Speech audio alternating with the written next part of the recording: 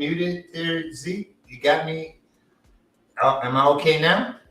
Hello, everyone. This is Lavalais from the Lavalais and Ella Live Show, starting back over one more time. I'm hosting the show this afternoon. My co-host, Miss Ella Isaac, is stuck on the freeway somewhere with a flat tire. So hopefully she'll make it into the show before the show is over. She got caught up on the flat tire episode. But today I have a special guest in the house with me today. I'm going to have Mr. Larry Poncho Brown on in a minute, and we're going to talk about his book for a little while. So I just want to start off by saying hello to everyone who's already in the house, especially first of all, I'm going to say hello to my friend out west, way west, and that's Fern, who's coming to me from Cali. Hey, Fern. And then I see my other friend from West Texas, or Central Texas, should I say, Miss Robin Fuller from Midland, Texas. All right, so I know it's hot out there. So I know she's in the house with the air conditioner running up and watching the show, taking it easy. That's what everybody should be doing because there's heat just everywhere. So I know it's hot here, so it has to be hot where you are too. All right, so come on, if you're in the house, give us a shout out. Let us know you're here. Like I say, today we have Mr. Larry Poncho Brown on the show with us. We're going to talk about his book, his retrospective book. Yes, Robin, it's hot out there. You are correct. All right, come on, everybody. Give me some help. Let me hear from you. Ifatola. All right. Hey, BAM family. All right. There we go. I hope I said that right. All right. And Abu's in the house. Philly's here. Where are my New Orleans people? There's got no New Orleans in the house nowhere yet? Come on now. Got Philly, got Midland, got Cali. All right, so maybe it's a slow day, everybody just getting started, for the weekend, getting ready. Gonna be a hot one. Oh, there my friend Cynthia from Detroit. Great, Cynthia, how you doing today? Is it warm in Detroit? And tell me a little bit about the festival. Did you go out? Was it any good? Let me hear from you. Oh, that's my number one fan, Kali. Now I know who that is. That's my New Jersey, Pennsylvania family. All right. All right. Hot there in Baltimore too, says Mr. Larry Poncho Brown. It's hot everywhere. All right. Yana Sampson, all right. Great to have you in the house. Kissimmee, is that right? I've been there. That's in Florida, right outside of Orlando, I think, right where Disneyland starts. So welcome to, I see Dee Lindsay from New Orleans. I didn't see that. That skipped up on me, okay? So glad to have you in the house also. All right. Edwina Sala from Nashville. We haven't had you in the house before. Glad to have you in here from Nashville. You were in our last show. I think you came on and you let us know that you were from Nashville. And I said I'd never done a show in Nashville, but I know that there is a Black Arts show that's put on there every year. I don't remember the name of it. Oh, wow. Cynthia, 90 degrees in Baltimore. That's warm.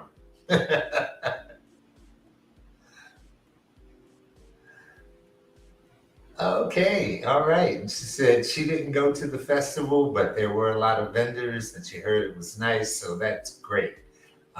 It's nice for them to be down on the river and in Harts Plaza, but it's a shame that you have to pay $15 to go in.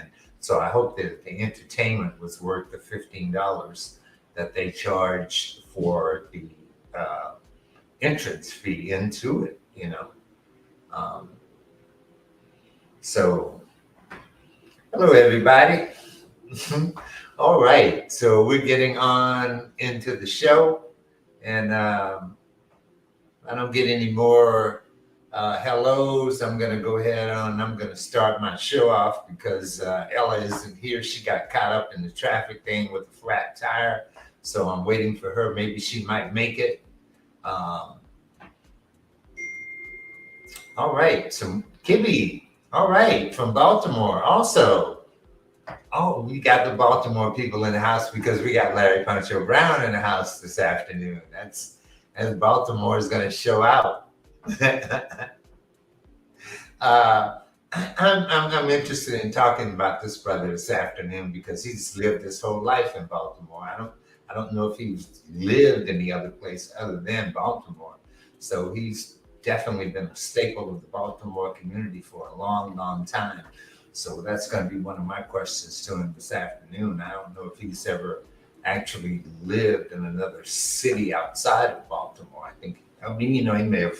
I know he goes to other places, goes to lots of other places, but actually living in another city, I'm going to have to check with him on that aspect of this book, since it's all about Baltimore. All right. So it's hot everywhere, and we're all trying to beat the heat. Air conditioning is going up in the roof. The money is being spent, being blown out of the ceiling, all in the act of trying to keep cool. And it's very necessary because you don't want to overheat. Overheating is not a good thing. So stay cool, everybody. Don't worry about the bill. We'll take care of that later on. All right, so I guess it's, let me see what my time's going on here. I got 3 more minutes before I bring in my guests. So if you got something that you, give me a shout out. If you're new to the Lavalais and Ella Live show, or you're new to the Black Artist Marketplace, give us a shout out. Let us hear from you, okay? Oh, okay, New Orleans finally got in the house. There's Manhattan's in the house. Another New Orleanian. They're experiencing a lot of rain. It's warmer here than it is there, so they're just getting a lot of rain down in New Orleans. So, okay, Facebook user, how you doing? So, who are you, Facebook user? Let's hear from you. Give us a name. Give us a shout out. Let us know where you're staying at. Yeah, you're right, love. Electricity's, well, I really hope that we really go solar and wind and all of that good stuff. I think fossil fuels are a way of the past, and I'm really all for climate change and for taking care of the planet. I know I don't want them to say we didn't do a very good job at that when my great grandkids are here. I hope that they have a place to stay, that they can still fish and have fresh water, and things that I grew up with as a child. But I know things are changing rapidly because back in the day you had a five-digit phone number that was really easy to remember. You only had to remember those five digits. So now you don't even have to remember anybody's phone number at all. All you have to do is put their name in the thing and it comes up with their phone number. So you don't even have to do that anymore. So it's taking it all away from us in terms of what it is that we need to do. We're providing us with a lot of things that are really easy. Okay, like the air fryer. I have an air fryer now. I'm blown away by being able to just spray my fish and put it in the thing, and couple of minutes later, I got a meal, and it's really easy for me to wash and clean and go on about my business. So I don't spend a lot of time with the cooking thing, standing over an oven or a stove, so everything is really changing, and life itself is really moving really, really fast. Okay, Brother Matthews, how you doing? From Silver Springs, Maryland, first time here. Glad to have you here. and we're going to welcome you to the show. I'm glad you came in. Tonight we have a very special guest. If any of you guys haven't or are not aware of Mr. Larry Poncho Brown, I'm going to give you a little bit about him. He's from Baltimore, Maryland. And like I said, I know he's been a Baltimore native most of his life. I'm going to ask him whether or not he has lived in another city before. But as I know, he's only been in Baltimore, so and he's a staple there in Baltimore. So without saying any more, and if you don't know very much about Larry Poncho Brown's artwork, we're gonna delve into it a little bit on the show. Like I said, I'm gonna give him a little interview. He's gonna talk about his book, and that's what we're gonna talk about tonight. So welcome to the show, Mr. Larry Poncho Brown. You there? Hey, Poncho. Hey, Mr. Lavalais, the man, the myth, the legend. Nah, brother, it's you. You are the man. You are the man. We're gonna be talking about your book. You got a book, my brother. Yeah, man, it's crazy, but yeah, I have a book. I am now an author. Yeah. Oh man, I want to tell you, brother. I had to do some reading. I was impressed by your writing. I wasn't I didn't have a chance to read everything that I wanted to read, but I sort of skipped through it, and I noticed that you were just like, I mean, you were the author. Yeah, I toyed around with the notion of trying to find a ghostwriter, but one thing I wanted to try to do is that I wanted to capture my voice as much as possible. Yeah, well, you definitely did that, my brother. There's no doubt about that. Like I said, I mean, the reading is really good. I'm really gonna get into the reading. I got a chance to get my book on Wednesday. I've only had a chance to visually look at it and appreciate it. And first of all, I want to tell you how impressed I am with the quality of what you do. And I know that you are very meticulous and very concerned about detail. And there wasn't just, I mean, looking at this book, it's just spot on. There's there's no creaks. Well, I mean, that was part of the journey. I mean, this was my second book. I had an opportunity to do a book for another person about 3 years ago. And so they gave us a chance to do some practice. And I have a team, Joe Ford, who's my art director, and I have another lady named Donna Gardner, who is our production person. She does all of our graphic design. I'm a graphic designer by trade, but I stay out of it, and I become the creative director with that group. And so our first book was, may have seen it around, it's called Wondrous Works by a sister by the name of Dr. Sheila Wright, which really talks about her collection. Really nicely done book. She talks about all of her pieces in her collection, how she went about collecting them, anecdotes about the pieces. But she also talked about her collector's journey. So that was really our first book and the prerequisite to me doing mine. Okay, so that gave you an understanding of what was necessary for you to be able to do to put yours together. Well, again, as a graphic designer, I've done many types of publications over the years. Just people don't know that that's my actual background. My background is in graphic design. So I've never done anything as big as a book, but I've done plenty of catalogs and exhibition catalogs and things like that. So yeah, it was a venture for us to do that book because that book was a 2-year process. All right. So, and you went into your book during the pandemic, is that about right? When you decided that you were going to work on that project? Well, I actually started it in 2019, just before the pandemic hit. And the pandemic, of course, brought it to a screeching halt. So right after the pandemic year, I went back and I tried to get back into getting that book done. In addition to wearing a new hat as an author, I was also wearing a new hat as a filmmaker. So I've been trying to put a little time on both projects, but it reached a point where I felt like it was time for me to really get my book done. Yeah, because you got a project going with you're doing a documentary Yes. on some of the other artists that you know that are fine art artists that are you've been Yeah, I interviewing. mean, it's just a time to tell your story, and so many stories are untold because we're not doing video, we're not doing film, we're not doing writing.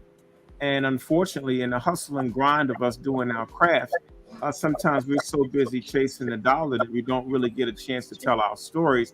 And there was a time when other people would tell our stories, but now in this new age of internet and things, it's actually more difficult to find someone to just write about what you're trying to do. I mean, everybody wants to do podcasts, everybody wants to do Zoom, but there's no written information being done. So I felt that to be a real big problem. I've had plenty of conversation with other artists, especially coming through that period between 1985 and 2005, where so many of us became household names during that period of time. The Leroy Campbells, the Carl Goodnights, uh, St. James's, all these people were became rock stars in the 80s and 90s through their work because of the Cosby era effect of art being in the home.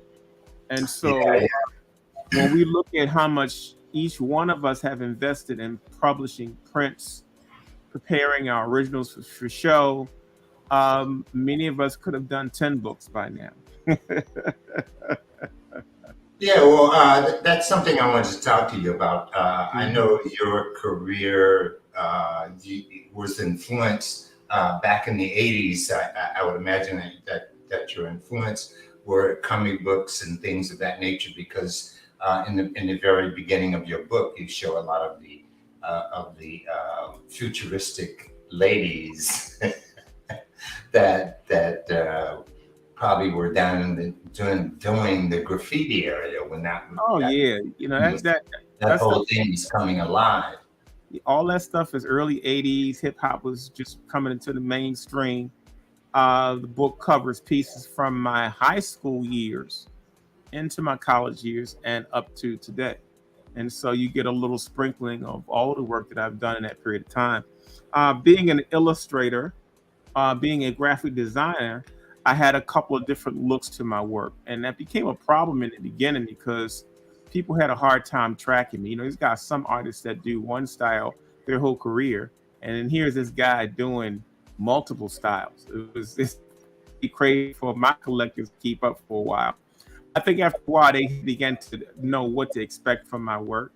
And as a matter of fact, I think that was something that I think intrigued my customers, is that I could have a different look with all of the pieces that I try to do. Yeah, well, but you went culturally on everybody. You dug really deep into your community, and what made that I went to a white art school. That's what made that happen. happen? I Okay. was a minority in a white art school, one of the top 5 art schools in the country. I lucked up and got a scholarship to that school, the Maryland Institute College of Art. And yeah, so when I first got there, I felt like I was being alienated because of all of the things I brought with me with my work. And it took me a long time to understand what that chapter was supposed to represent. I get into that in the book and really explaining what my background was and how I tried to adjust to those things.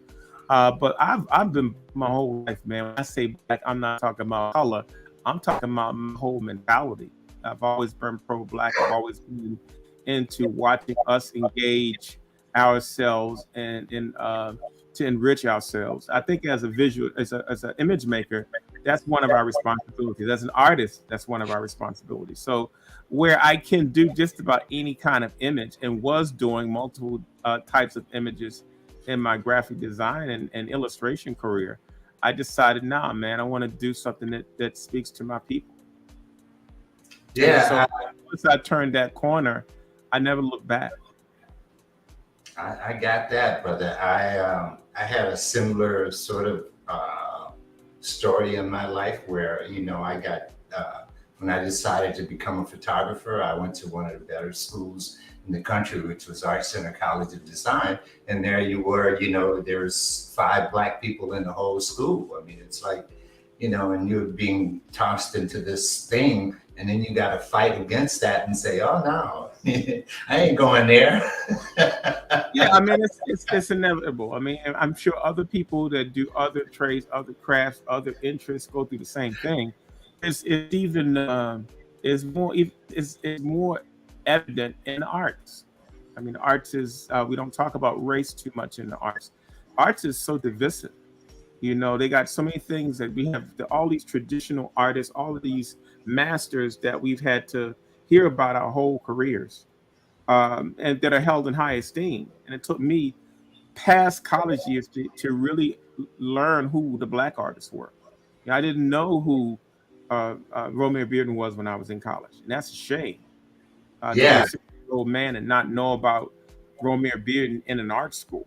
But that's just how bad it was, you know. That shows you how bad my high school education was too, when it came to that type of exposure. And so here I was at this art school undergrad. I got a bachelor's degree, but after I graduated, I really started looking into, well, who are all of these people? You know, I joined up with the National Conference of Artists, met Frank Frazier and Bing Davis and some other people. And after a while, I started, oh, that's where our people are. They're in these HBCUs. They're in this whole different circuit. They're not in the history books yet. So, but I started to really embrace and search out who those artists was, and found out about Charles White and fell in love. yeah. I read that in your book, where you found out about him through, I think, through your one of your teachers. Am I correct? Yes. Yeah, yeah. Um, so, um, in doing that, I wanted to ask you: have you ever lived in another city? Have you No, actually? I've not lived in another city. I've been in Baltimore. I was born and raised in Baltimore. Baltimore's my home base. Um, it's prepared me for everything that I am as an artist. Sure. If you can survive in Baltimore, you can survive anywhere. But what I love about Baltimore is it's centrally located, man. I could be in DC in 35 minutes, Philly in 2 hours, New York in 3 hours, Delaware in 1 hour, you know, Virginia in 2.5 hours. It's just, it's close to everything. And Yeah, so and I'm sure you get that influence from the south and from the north also. I mean, you got that. actually, we are the northernmost southern state, which Okay. people here country don't know their country. Yeah. But being in Baltimore and being with so many different types of vibes you can be in within an hour or two, I think is an influence in my work too. I've always been quite comfortable here in Baltimore. That's why I make it my home base. I've had opportunities to live in other cities quite a few times in my career, but ultimately I decided to stay here because of the cost of living. The attitude in Baltimore it's like if people either like you or they don't like you in Baltimore. It's that simple. But with that, they either care or don't care about you, you know? Okay. And so it leaves a lot of room for anonymity. Because most people don't care what you're doing. So I feel very, very comfortable here. I can, people don't bother me. I don't bother them. The art scene in Baltimore has always struggled. And to this day, despite the success I've had as an artist, I still have those same struggles regionally in Baltimore. But I've always been a traveler. I filled up 4 passports working on my 5th one. So, travel has always been one of the most important parts of my being. Yeah. Okay. It's being able to get away and go Oh, somewhere. absolutely, absolutely, absolutely. When the road shows started happening, when the exhibitions and the festivals and the all these different types of venues to exhibit, show, and share, it was magical for a brother from Baltimore. I mean, so I was loaded up my truck and I was driving, 12, 14, 16, 20 hours out and could be in a whole different vibe in a whole different city. And so that appeal was wonderful for me when I first started in the early 80s. Of course, it's not so appealing to me now. Yeah. So then about the 90s when the Baltimore had a fine arts exhibit that they were putting on too, a Black fine arts Absolutely. exhibit. We had one here called the Black Heritage Art Show that was done by Glenda Boone. And she worked very, very hard to make sure that Baltimore had a show because we had a show in Philly, we had one in Cincinnati, we had one in Los Angeles, we had one in Atlanta. So she wanted to make sure one in Chicago. They were actually, we had some in every quarter, but she wanted to make sure that Baltimore was well represented. And she did a very good job of that for over a decade and a half.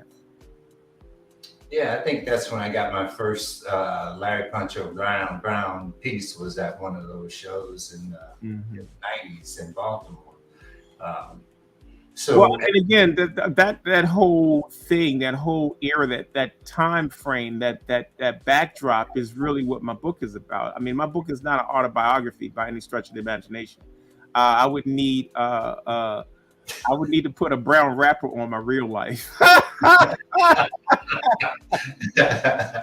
what I tried to do was to give artists, my collectors, and people an idea of the journey, the artistic journey, the creative journey as an artist, the things I had to go through to navigate through this thing to be able to do what I'm doing today. And I've had to fight very hard to stay in the lane that I wanted to stay in. I had to choose which gang I wanted to be associated with. I had to figure out how I was going to navigate through this thing where I could sustain myself. And as I say that, I've had plenty of ups and downs. It's a peak and valley life. You know what I'm saying? I But hear you. overall, I wanted to make sure I was able to tell my story because it's very difficult to leave a legacy when you don't. Hmm. Say that again, my brother. It's very difficult to leave a legacy when you don't tell your story. Yeah, it's hard for somebody to know what happened, right? You know, I'm letting see the thing is you're only relevant when you're on people's tongue. You know, when you drop off of people's tongue, you're forgotten. I'm looking at artists like Albert Fennell. I'm looking at people who haven't been gone for 20 years yet. I'm looking at Annie Lee. I can give you a list of artists who have completely fallen off the tongues of people despite this digital age where we see documentaries of people that were 30 years ago. Now, I'm not saying that won't change, but that just shows you just how vulnerable telling our story is. I mean, what's exciting now when I look at media is we're beginning to see the stories of so many different things. Lots of really nice documentaries are out.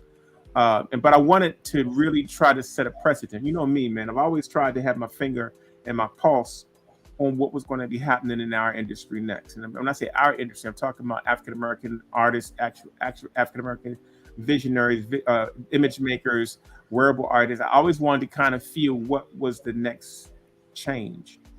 And so this next phase is going to be about using media. Of course, you know, through your show, I have a show too.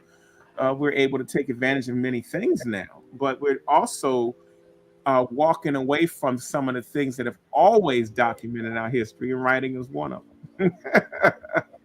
That's true. So no, I sat down. I started writing. I started recording into a recorder, and I started having that transcribed, and I started getting all these pages back, and suddenly, because I didn't look at myself as a writer, but I also remember when I was in the Maryland Institute, they put me in English 101.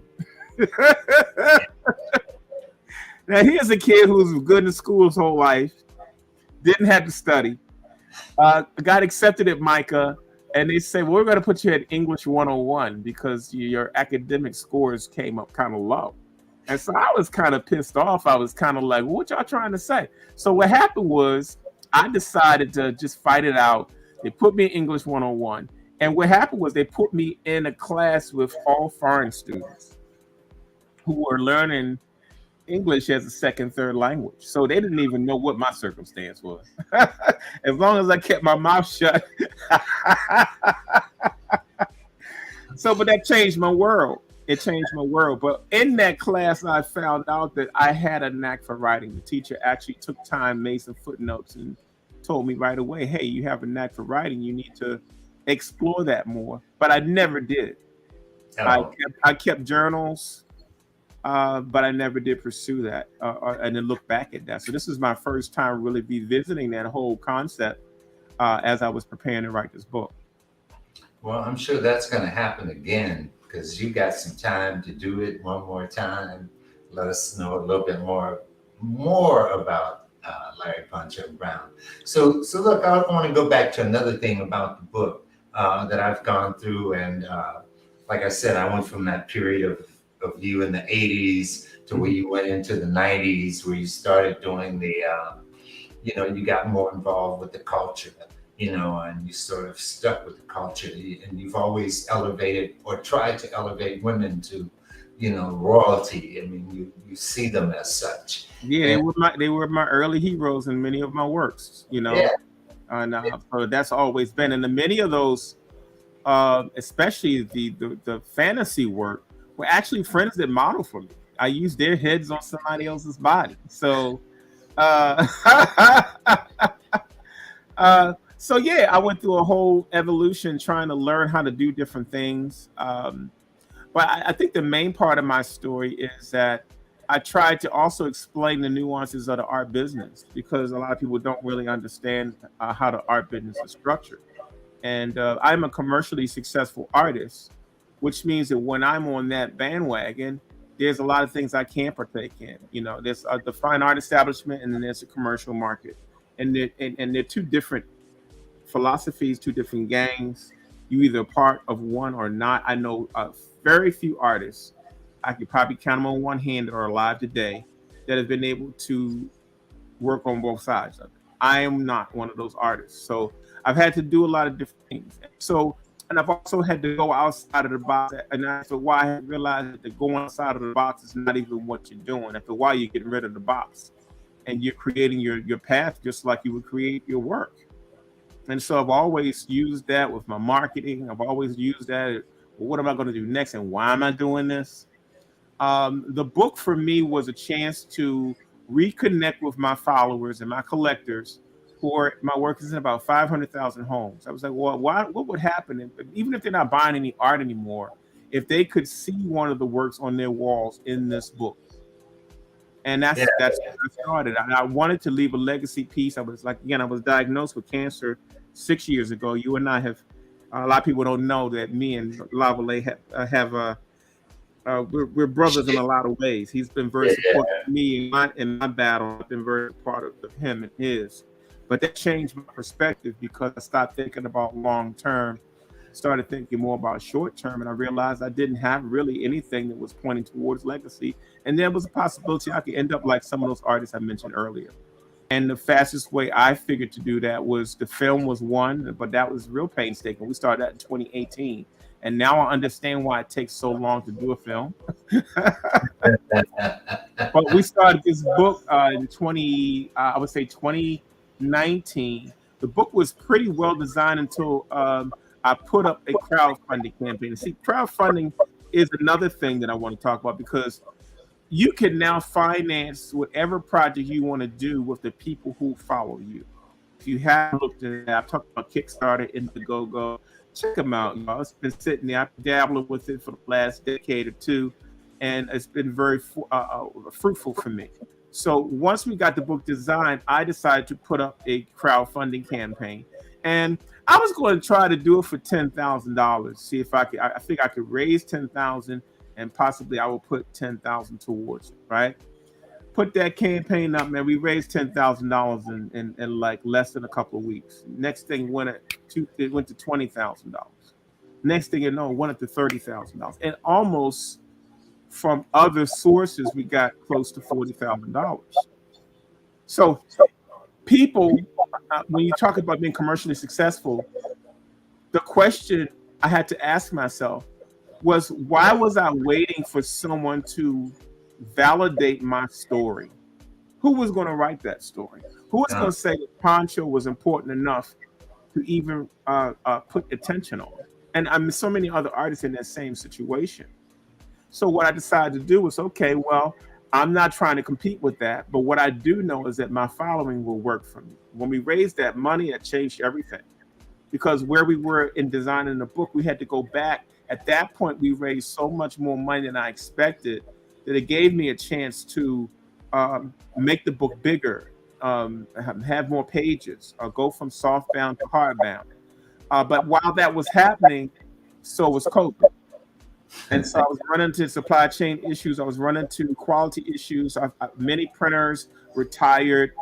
Many of the people that were in the plants were displaced during the COVID. So I ran into a situation where and inflation also was an issue. So the cost of the book we did a couple of years ago doubled. Right. And so I couldn't really. And then not only did it double, but the people told me that they couldn't match the quality of the last book I did. And so over the last 20 years, myself and Charles Bibbs and a couple of other artists who've been murmuring about doing books, we've also murmured about printing outside the country, Mexico, China, which we all frowned on at one point because we know how the laws and regulations are different in every country.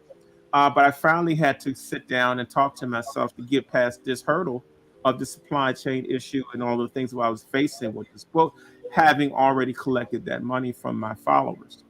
And so luckily, I talked to an artist who gave me the name of a printer that was a broker out of Seattle. And they sent me samples. And when they sent me samples, one of the books they sent me was Africoba. I just went to the exhibition about 2 years ago in Miami. Their book wasn't done yet, but the company that printed the book sent me that as a sample. And see, it was in divine order. I found a good printer. It was very fruitful work for them. They were very professional. They met every time. Everything we scheduled, they met. And they did a top-notch book. And the thing I like about this company is that they specialize in doing reference books and specifically books for museums. Yeah, well, your book is going to make a lot of coffee tables. I've already talked to some people that say it's their coffee table book. That was part of the plan. Number one, I wanted it to be able to compete against any museum book, any museum bookstore book. I wanted it to be able to be thrown down next to a Picasso book, and you go, okay, it fits.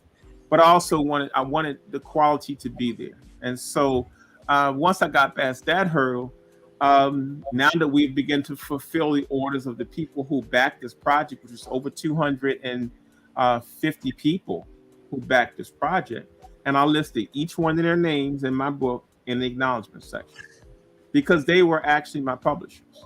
Yeah, I was one of them. I started out really early. Exactly. Of course. And so everybody that was in that list got their books autographed. And then I started sending them out, and I did this little card that had told people to take a picture and hashtag Poncho Retrospective. So now every other day there's a picture popping up on the internet somewhere of people holding the book. So they're actually helped me with my next tier of marketing. So it's been really exciting. It's me sitting down, figuring another way to do it. It's me not waiting for somebody to validate me. It's me looking down the road to figure out how I want to navigate this stage of my career. And I'm laying a challenge down to other artists to do the same thing. I'm not sitting here like I'm the first person to do a book. I must tell you that my brother, Leroy Campbell, when I first saw his book, and this is about 2 years ago, he was the one that really made me go, now trust me, I have a whole collection of books. But when I saw his book, it was personal, it was about his life. And I just kept saying, man, I just need to sit down and focus on this. But not only that, our market needs to do it, And so I'm hoping to inspire other artists to sit down and write their story and tell their story. Very important. So Robin wants to know how does she get your book? You can go to LarryPonchoBrown.net. LarryPonchoBrown.net on the first page. Boom, you'll see the book right there. You got 3 options you can do to buy the book. I got my first book signing scheduled for tomorrow. So right after we get this, I'll be preparing for that. So yeah, I got 3 book signings in the DMV, which is the District of Columbia, Maryland, Virginia area. And then I'm going to start doing my national tour from there. Oh, you're gonna do a national tour, so you're gonna be in some Whoever amazing. says, "Hey, we want to do a book signing," I'm there. All right. And because people can say, "Hey, are you going to put it on Amazon?" No. What would I give Jeff Bezos my money for? For what? If I got people out there that are sensitized to what I'm trying to do, and I'm not trying to take all the money either, but I'll probably post it on Amazon and have 3 of them available, and you can go to my website and get them. But I'm always thinking of ways to keep it in my community. Yeah, that's very important. It's to keep the money at home. That's for sure. Well, I mean, I also love it that you know that you continue to do your gift giving thing too. I was very happy with my. I just got a new refrigerator, so I was able to throw some. ah, I ah, was able to throw some are you magnets. talking about our sticker magnet package? Oh man, I was like, oh, I'm in heaven now. I got When pretty same you see all those boxes stacked up behind me. Those are book boxes. We've been rolling from the books were delivered on June the 23rd, the day after my son's birthday, and we have been painstakingly putting them in the mail at least 20 to 30 a day, to the point where we have delivered over 400 books. That's great, my brother. Look, I got one other question to ask you Sure. about a part in your book where what I see happening, and that's the use of black, total black. Do you start with the black and then you add the color to everything that happens, or is it the reverse of that? Um, for all people that want to soundbite me, I hate all things white.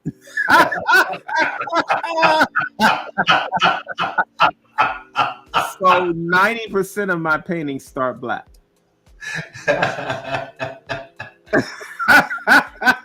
If I'm doing watercolor, that's the only exception, But I really like working from a black background. The colors vibrate more. I'm a technician when it comes to using color. So how did that happen? Because that don't just happen to you. You don't just go there. That's something that you got to be able to see. I noticed that. Well, I mean, come on, man. You remember back in the day? You remember them velour and them velvet paintings that came out in the 70s? You seen it. You don't remember those black light posters they was doing back in the day with fluorescent on black? So we've seen it before. We may not have incorporated. So for me, it was natural to try doing something on black. Oh, okay. That was a good influence. I remember that era very, Absolutely. very. I know you do. You got one in the closet right now. You probably got a purple light bulb in the closet with you. Yeah, I go with my black light.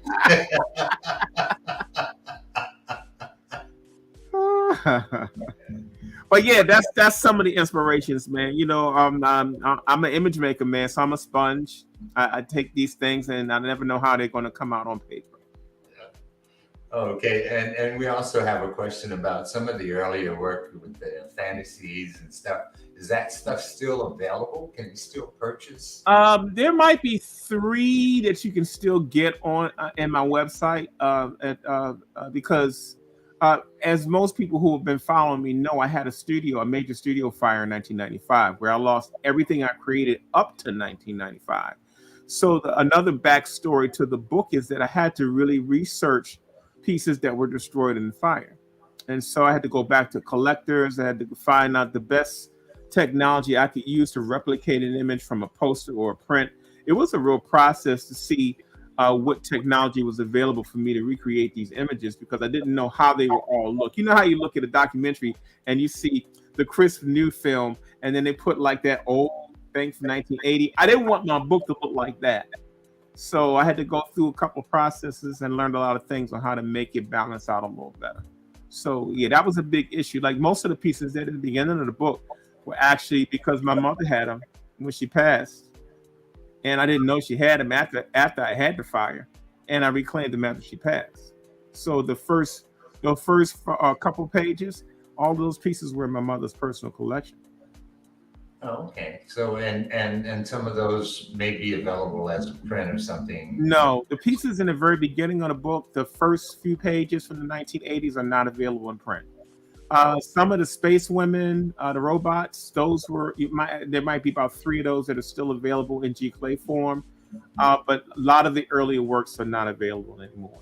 And then you have limited editions. Some of them are sold out. A lot of those originals are sold. So the book just gives you an overview of what has been created and what's been put on the print market.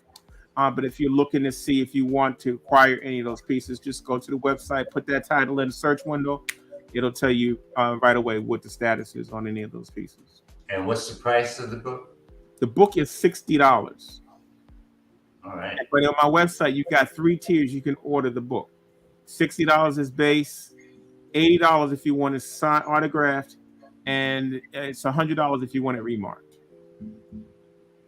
All right. So, and trust me, people are buying a lot of remarks, which means I got to sit down and do a small original drawing on the front of each one of those books. okay. Can you see our? Do you see our things on your screen right now? Yes, I can. Yeah. Okay. Because our friend out in Midland, Texas. Yeah, I know Miss Fuller. Oh, okay. You know her for a while. Yeah, I know Carol Joyce. I have loyal fans, man. They've been sticking with me for a long time. I haven't got caught up in a scandal yet. Because man, we ain't cancel culture. All I gotta do is one thing wrong, man, and I'm canceled for real.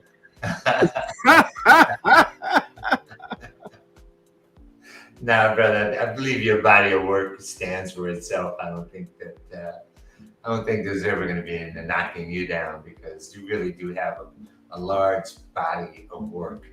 Well, it's hard to satisfy everybody, and I think I don't try to satisfy everybody. I try to be as authentic as I can. I think that most of my collectors get me. I think that there's probably a few people out there that may have met me at the wrong opportunity and never got to really know me. I think one thing by broadcasting my show weekly is that people have developed a relationship with me that they couldn't have before. And so I think even all of the things that we use now to get our work out is helping to, break down the barrier between me and a lot of my collectors. Right. Most of them don't know I have a sense of humor that is hiding in my artwork somewhere.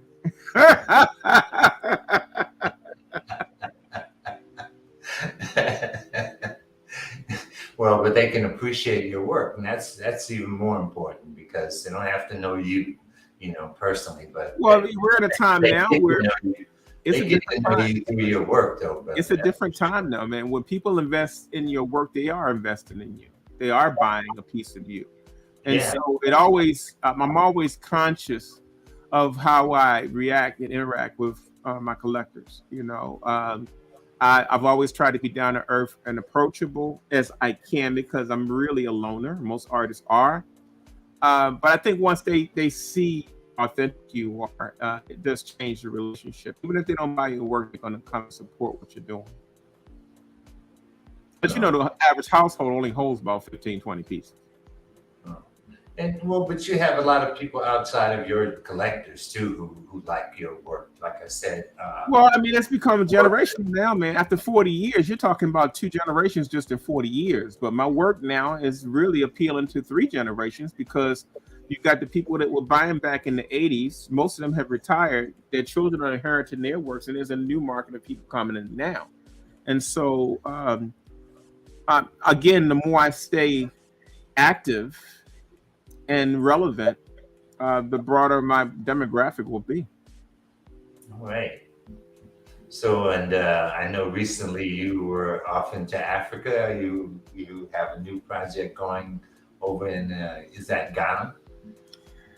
Yeah, Ghana has been kind of a special place for me, because I've been doing trips to Africa for the last decade or 2. I've gone to Ghana maybe twice. I've gone to Senegal once, but we've planted some seeds and met some people in Ghana that are really advocates of what we're trying to do. And I say we, I'm talking about me and my partner, Karen Clark, the sculptor, so we do the ceramicist.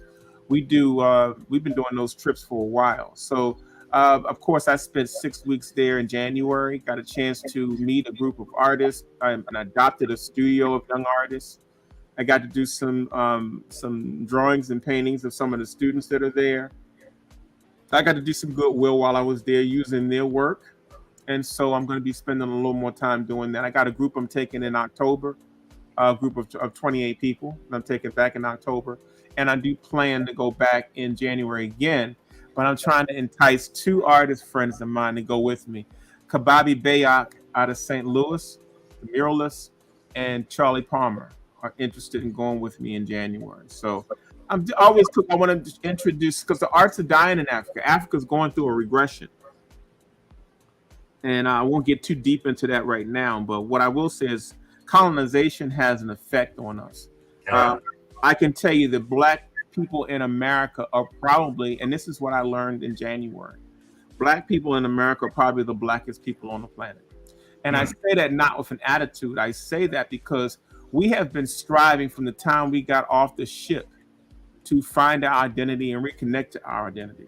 We've had to fight for everything we got to this point, whether we're winning, losing, or whatever. The strongest of the strong are the people who survived when they got to this country. 2 million of us died in the water trying to get here. And so there's a blackness, there's an innateness in us that we don't appreciate. But what's happening in Africa is they're moving backwards. Religion, Christianity has its own stakehold. They're relinquishing the arts. They don't believe in tradition as much as they used to. They're scared of their own African sculptures and artifacts. They think it's voodoo because of the influence of Christianity and other religions. And so when I adopted my group of artists that ranged from 34 down to 17, I adopted them for that reason, to try to see if I could save them from abandoning what they're doing. They're trying to be artists and survive as artists. So I figured, why not lend a hand in trying to help that generation turn some of the things around that's happening in their own community. And so, it's just sharing what I do here. I've been a mentor to artists my whole life. It's been part of what I do. But I'm appreciated more in Africa than I'm appreciated here, because people feel entitled to my support here. They feel entitled to my mentorship here. They don't feel that way in Africa. Oh, okay. Get a bigger appreciation of what it Absolutely. is. Absolutely. Yeah. Well, that's because you've been a Baltimore native all your life. No, I don't have to do Baltimore. When I talk to you, I'm not a regional thinker. I've never been a regional thinker. I'm talking about the reflections of what I've seen as I travel this country. My mentorship is not about Baltimore. My mentorship is about the United States. I have mentees in every part of this country, and I get to feel what's happening, the things that they're going through. There's a common thread that happens with creators. And so I'm speaking a language and speaking to them in a way they can understand, and it allows me to demystify some of the struggles that they're going through. And so if I waited for Baltimore support, I would have died a long time ago. I don't wait for support from people. I just stick to the agenda that I think the creator set for me to do. And I keep it simple. I just do it. I get out of the way and I do it and I share it and let it do what it's supposed to do. That's you. Yeah. All right, my brother. So if anybody else got any questions for Brother Poncho before we get out of here, we don't want to, keep you all night long. I know you got something to go do. Well, this is where I am at least 12 to 14 hours a day. I have a little pathway that I can walk through this space right now. I tell you, it's funny, man. When we got these books, I ordered 2,000 books, and I did not expect what that looked like coming off of a truck, or off of a ship. 7 pallets of books. Wow. But we've cleared off 2 pallets already.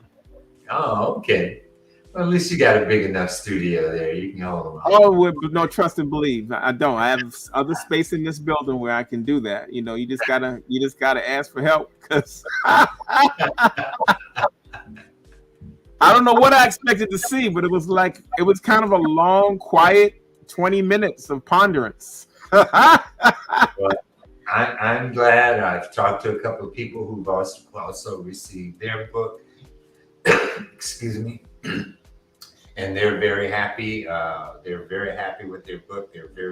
I mean, like I said, the quality of the book is just outstanding. So if you got a book that you need to put there on your coffee table or with your other art books, have Mr. Larry Poncho Brown's book on with your low collection. Okay, everybody. That's right.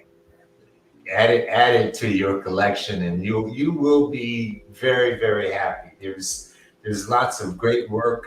You can see you can see a lot about this young man too, with his colors. What I like about it too, Lavalais, is this is in chronological order, so you get to see the path I took creatively, what may have inspired me through that direction. And towards the end of the book, you see commissions that I did for other organizations, about 70 or so pieces in the back of the book. They show you pieces that were done for other organizations. So you get to see a good cross-section of my commercial work, but you also get to see a good cross-section of the commission work that I've done over the years. I couldn't, it was emotional for my family to receive that book. And to me, that meant more than anything that could happen. I understand that. That fueled me. Yeah, that fulfills everything. Because I was sitting down wondering when I got him back, man. I just wish my mom and my dad could see that book, and especially my dad.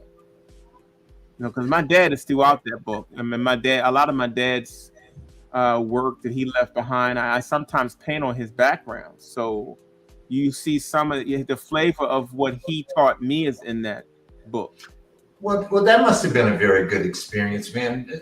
I mean, don't too many people get a chance to grow up in a creative environment.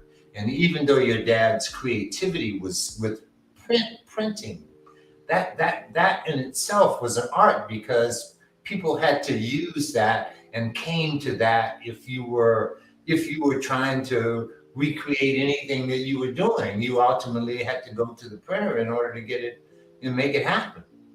Well, but the thing that's so cool is that if you get a chance to really delve into some of the pages of the book, is that my father was a teenage parent.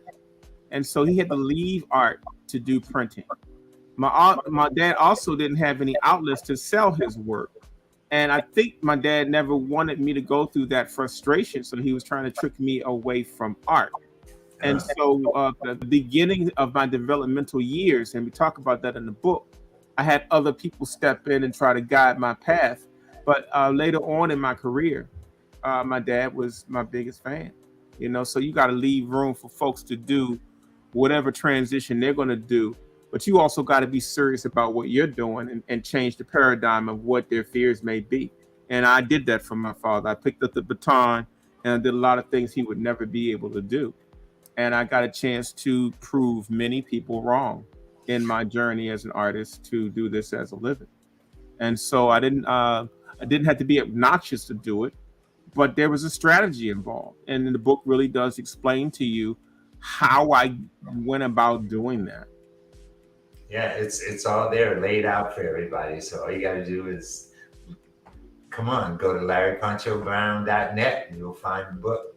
Get your purchase. Make sure you have the book. That's right, y'all. Get the book. Get the book. It is really nice. Shout out to my design team, Joe Ford and Donna Gardner. They really knocked it out the park, man. When Donna Gardner saw the book, and she designed the book, she teared up. It's been amazing to me to hear the emotional aspect of what some people felt. My buddy Ricky, who I grew up with, the draw of my buddy Ricky, and I mentioned him in the book, and our short story of how he really motivated me to stay in the arts, more so than my father at that particular time.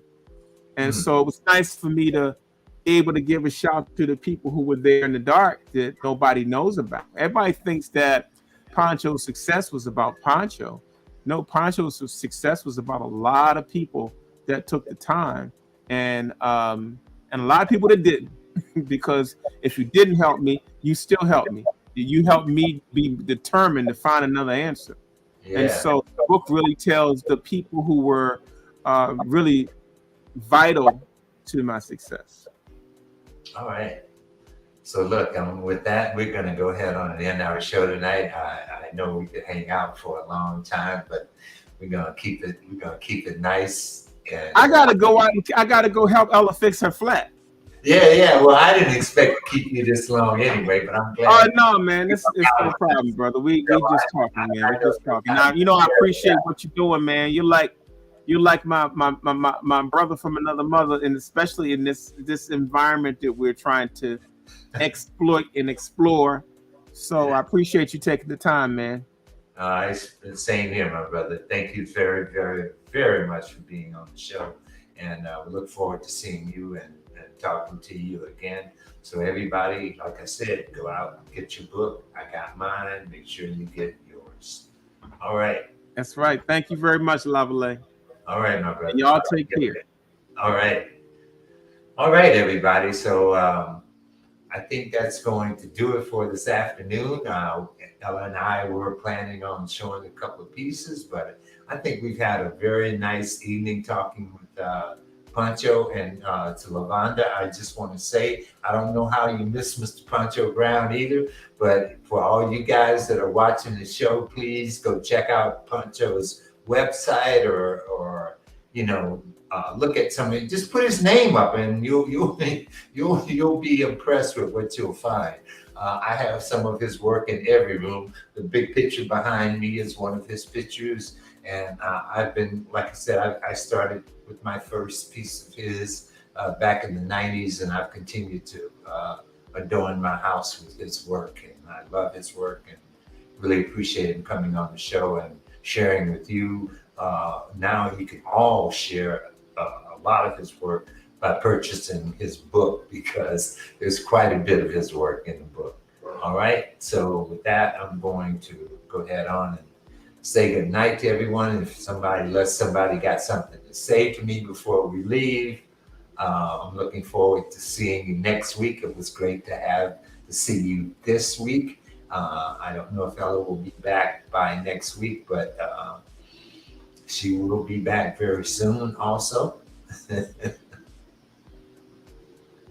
Yeah, that's true. A lot of the times that's the whole story. We're looking at his work and you don't know the artist, but check him out. All right.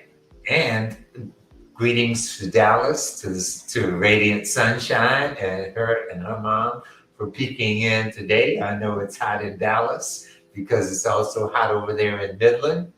And my friend who's in Killeen, I know it's hot over there for Floyd.